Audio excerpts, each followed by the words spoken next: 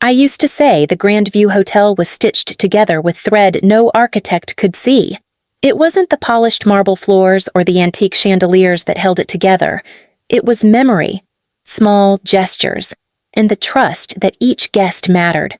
That was the fabric I had spent nearly 2 decades weaving, and I guarded it fiercely. The morning sunlight spilled through the tall lobby windows as I settled into my routine. I skimmed guest arrival notes, highlighted anniversaries, flagged birthdays, and double-checked that Sophia had ordered fresh orchids for the Ashworth suite. These were the rhythms that made the Grandview feel less like a hotel and more like a home. In my desk drawer, I kept a folded piece of stationery cream-colored, embossed with gold lettering. A week earlier, after I pulled strings to salvage their gala when a storm threatened to cancel it, the Ashworths had slipped me the note. Your dedication saved our event from disaster. We will never forget this. I had read those words 3 times before tucking them away. It wasn't the first thank you I had received, but something about it felt heavier, almost like a promise. That morning, the lobby doors parted and Darren Kell walked in, slim, tailored, 30-something, carrying himself with the confidence of a man convinced the world owed him space. He shook my hand briefly, already glancing past me at the polished counters. "Old-school methods won't cut it here," he said, smirk tugging at the corner of his mouth. "We need efficiency, metrics, and modern solutions. You'll learn." Behind him, Hector's expression hardened, and Sophia shifted uncomfortably. They felt it too, the air changing. Darren's gaze swept over the handwritten welcome notes on my desk as though they were relics from another century. I forced myself to breathe evenly. This was only the opening move, but I could feel the storm clouds building. My instincts told me he hadn't come to preserve what we'd built, but to dismantle it. I slid my hand toward the drawer, brushing the hidden letter with my fingertips. Whatever changes he brought, I reminded myself, there were truths about loyalty and service no spreadsheet could erase, and soon, I would discover how quickly those truths would be tested. Darren's first full day felt like someone had thrown open every window in the hotel during a storm. He marched through the lobby as though the Grandview were his personal showroom, tossing orders with the ease of a man who had never had to prove himself. "We're here to modernize," he announced, voice carrying across marble and glass. "Your charming old methods are quaint, but irrelevant." His words cut deeper than he realized, because to me, those old methods were the lifeblood of this place. We sat down in the manager's office for what he called a strategic reset. His plan rolled out like a checklist of destruction: eliminate concierges, slash housekeeping staff, double room quotas, remove fresh flowers, replace handwritten notes with automated emails. His mantra, efficiency, trumps sentimentality, hung in the air like a bad smell. I studied the faces of my team as he spoke. Hector clenched his jaw. Sophia's eyes darted toward me, searching for reassurance I wasn't sure I could give. Darren only smiled at their unease, feeding off it. I tried to anchor the discussion in reality. I showed him charts of guest satisfaction, repeat bookings, and survey highlights. These touches aren't expenses, I explained. They're investments. They keep people coming back. He glanced once, then leaned back, arms crossed. "Metrics are fine," he said, "but we'll get better numbers with streamlined processes. Stick to your old ways if you like, but this hotel belongs to modern standards now." Later, Hector pulled me aside. His voice dropped. Megan overheard him on the phone. "He said he's phasing out the old guard. He meant you." My throat tightened. It wasn't paranoia, he was coming for me. That evening, I sat at my desk with the weight of the day pressing into my shoulders. I began logging every change staff cuts, guest complaints, morale shifts. My notes filled page after page, a silent testimony against the storm sweeping through our halls. As I closed the binder, one thought anchored me: the Ashworths were due back soon. If Darren's changes continued unchecked, they wouldn't just notice, they'd never forgive us. The days that followed felt like water wearing down stone. My suggestions were buried under layers of pending review. My emails met with silence, and my authority chipped away one small dismissal at a time. Darren didn't need to shout or fire directly. He only had to ignore me until the weight of irrelevance settled in. Housekeepers were now assigned double their usual quotas. Sophia confided that she no longer had time to train new staff properly.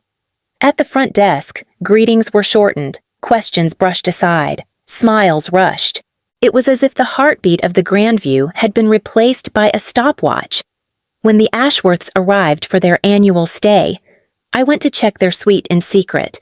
The room felt cold without the handwritten note on the nightstand, the orchids missing from the window, the downgraded toiletries lined up in neat but impersonal rows.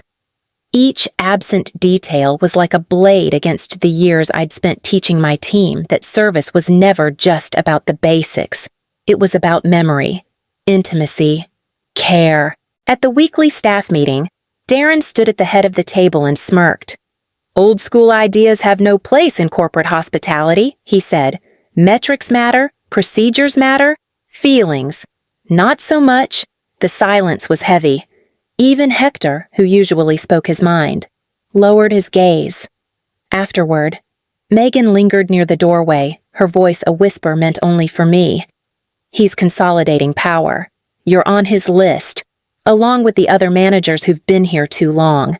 I nodded, masking my anger with calm, and later recorded every word.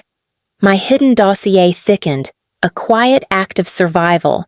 But as complaints mounted, as VIPs raised eyebrows at the changes, I felt doubt creep in. Maybe I was outdated. Maybe the world had moved past the values I held onto so tightly. That night, I pulled out the Ashworth's note, its ink slightly smudged from the many times I had unfolded it. Their words steadied me. This wasn't just about nostalgia, it was about preserving the soul of the Grandview. And I would not let it be erased without a fight. Thursday morning began with an unease I couldn't shake. Darren had called for an all-staff meeting, and the moment I saw the satisfied curve of his mouth, I knew why. He stood at the head of the room, arms folded like a judge ready to deliver a sentence. "Laura Vera is no longer part of the team," he announced. "Her position is eliminated effective immediately." The words hung heavy in the air. I watched Hector's jaw tighten, his hand gripping the edge of the table. Sophia's eyes widened, shimmering with disbelief.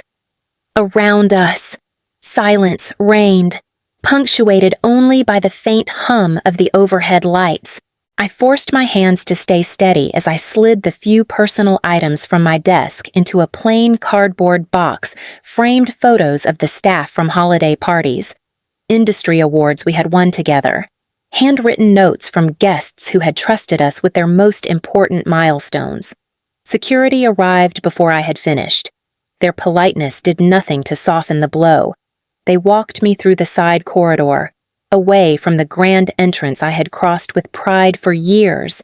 The humiliation was orchestrated, designed to remind everyone left behind what happened when loyalty and tradition clashed with Darren's version of progress. In the lobby, I caught sight of Eleanor Ashworth at the check-in desk.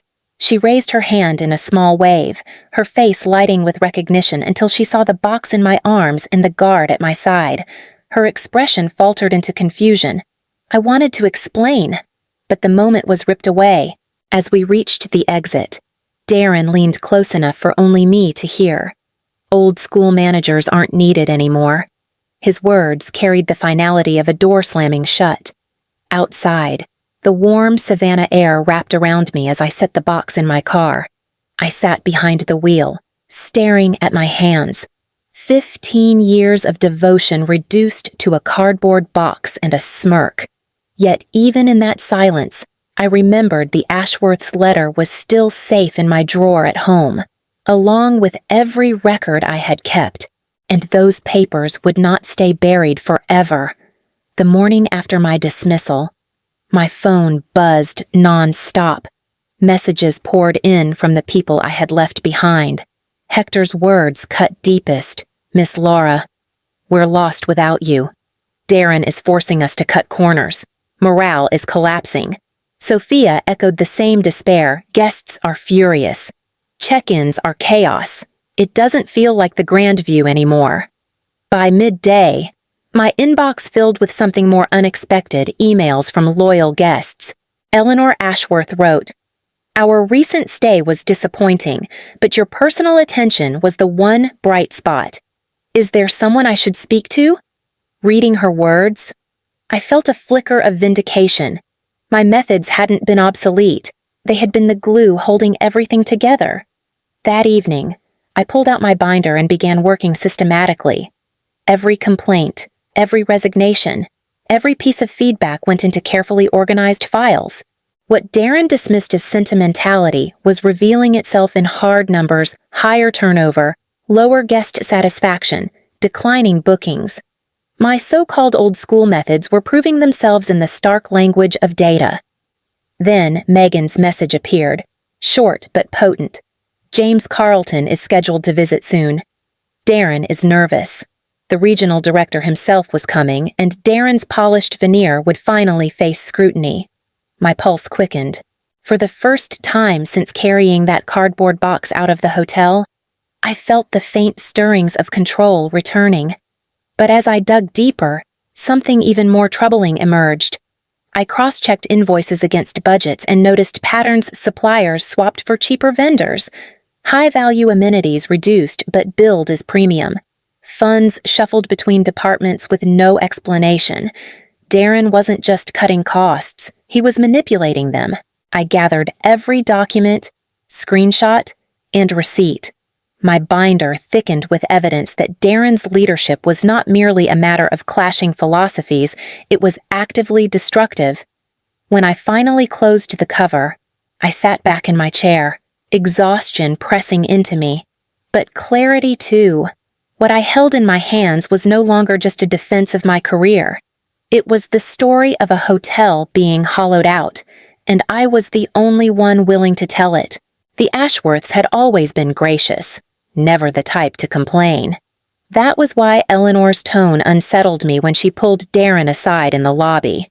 "Our suite lacks the touches we expect," she said, her voice calm but firm. Champagne missing, amenities downgraded. Her eyes flicked toward me, searching for an explanation I could not give in front of him. Darren smiled with the ease of someone who had practiced the line in the mirror. He launched into his corporate sermon, "Mrs. Ashworth, what you're experiencing are enhancements. We've standardized across all properties to ensure every guest enjoys the same level of luxury." He droned on about consistency, pricing models, and efficiency, words that rolled off his tongue but landed flat against Eleanor's polite skepticism. I stood to the side, silent, my chest heavy. The Ashworths had been with us for years. They knew the fragrance of the lavender sachets in their pillows, the brand of champagne they always received on arrival, the flowers Eleanor favored in her suite. Watching Darren reduce all of that history to a spreadsheet felt like watching a portrait burn. After Eleanor left, I slipped away and did what my conscience demanded. I ordered the champagne, the sachets, and even arranged their dinner reservation at their favorite restaurant. I paid for it myself, a small rebellion I refused to regret. Later, I left a concise report on Darren's desk outlining the Ashworth's concerns and how I had resolved them. The next morning, the report was back on my chair with a sticky note. "Irrelevant. Do not waste time on these extras." The silence that followed was worse than anger. It told me he had no intention of changing course. And as days passed, more emails from longtime guests arrived. They echoed the same refrain: the Grand View was losing its soul. I tightened my grip on my binder, already swollen with evidence. The Ashworth's disappointment wasn't an isolated event. It was a signal, one that could not be ignored. If James Carlton walked into the hotel tomorrow, he would see the chaos for himself, and I had to be ready when he did. The morning James Carlton walked into the Grand View, the energy shifted instantly. He wasn't a man who needed to announce his authority. It walked in with him. He toured the property quietly at first, glancing over guest comment cards, speaking with staff in hushed tones. The longer he stayed, the more unsettled the atmosphere became. Everyone knew this was no routine visit. I watched from the periphery as he spread reports across the conference table, his brows furrowed, declining revenue, rising complaints, repeat bookings in free fall. Darren hovered nearby, feigning confidence, but his fingers drummed nervously against the folder in his hand. Finally! James set the papers down and looked straight at him. "Where is Laura Vera?" The question cut the air in two. Darren's practiced smile faltered. "Fired her," he stammered. Silence followed, heavy and suffocating. James leaned back, eyes narrowing. "My God, what have you done?" His voice carried no anger, only cold disbelief. I stepped forward, heart pounding, and placed my binder on the table. "With your permission," I said softly. James nodded, page by page. I laid out the evidence service metrics plummeting after Darren's changes, guest emails lamenting the loss of personal care, staff resignations, even discrepancies in supplier contracts. Each detail painted the same picture. The grand view wasn't failing because of me. It was failing because of Darren. As I spoke, Darren's smirk disintegrated. The arrogance that had once filled every room with his presence drained away under the weight of facts he couldn't spin. James listened carefully, asking pointed questions that revealed his deep knowledge of hospitality. With every answer I gave, I felt the ground shift beneath me. What had been dismissal now became validation. When I finished, James closed the binder and exhaled slowly. His expression carried both disappointment and clarity. Darren had not only dismantled the Grandview's legacy, he had lied about why I was gone. And in that moment, I knew the tide had turned. What remained was whether James would choose to rebuild with me at the helm or let the damage deepen beyond repair. James called me into a smaller conference room after the review.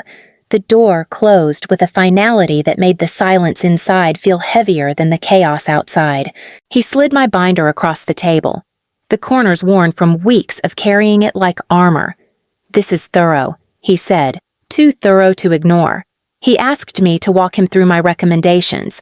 I spoke plainly: restore staffing levels, reintroduce the personalized touches that had defined our reputation, re-establish training programs that built loyalty instead of fear.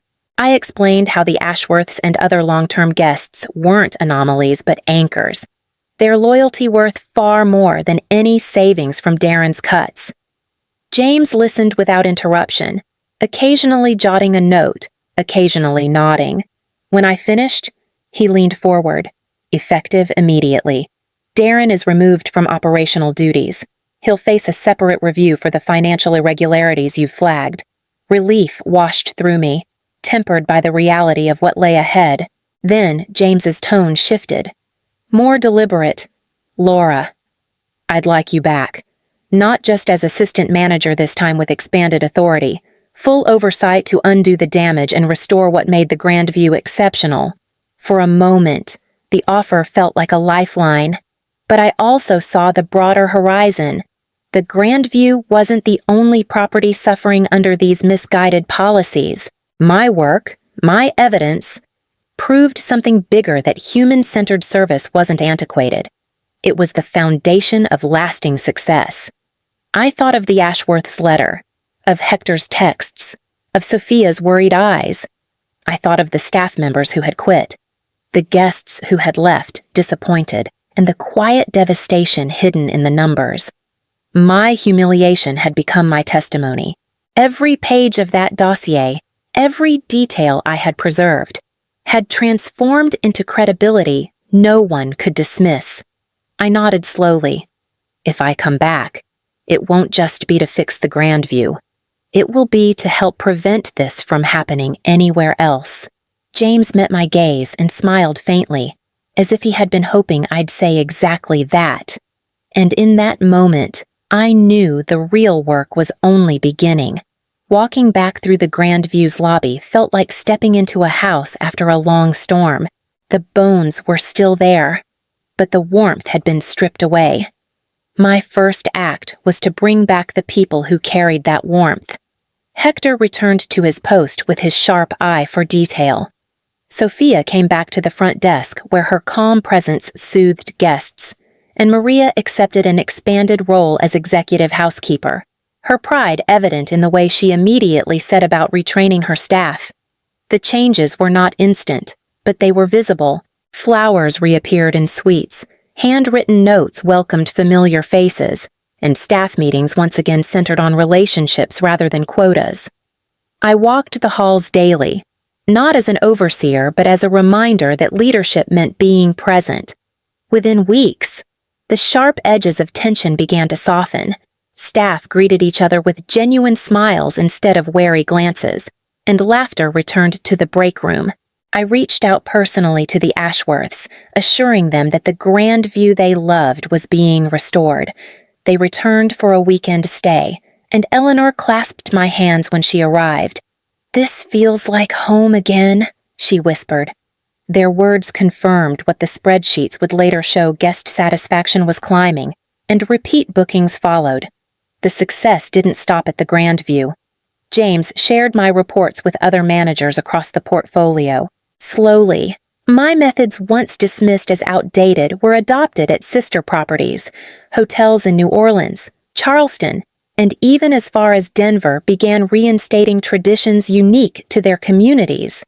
The numbers spoke louder than any argument. Darren had made. Loyalty and revenue rose together when the character of each property was preserved. One evening, as I reviewed the latest satisfaction data, I realized the fight had shifted.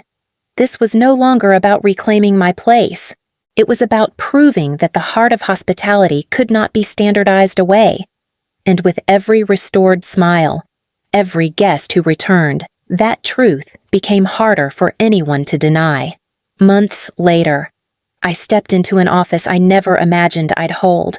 The plaque on the door read, Director of Heritage Property Integration.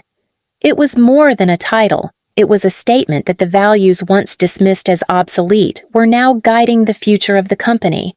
My role stretched beyond the grand view.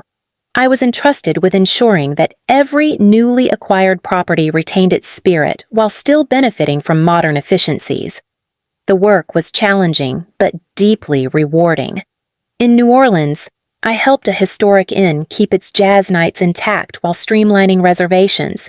In Denver, a mountain lodge returned to offering hand-signed welcome cards for its most loyal guests, something spreadsheets could never replicate.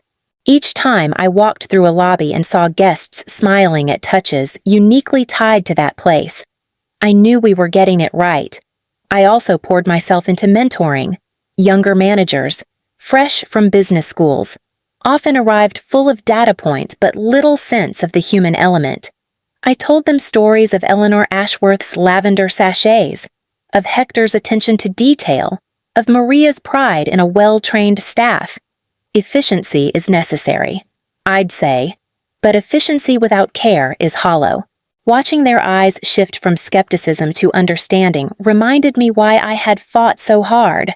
Meanwhile, Darren's legacy crumbled quickly. His fixation on metrics at the expense of people became a cautionary tale.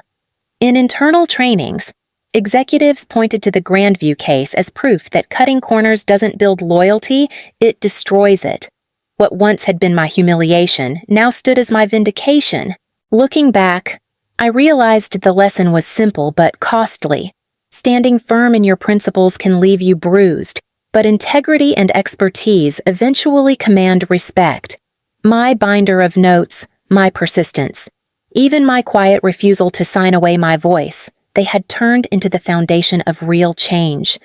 As I left the Grandview one evening, pausing in the lobby that once felt broken, I saw staff chatting easily, guests laughing, orchids back in bloom. The heartbeat of the hotel was strong again, and with it, the path forward clear.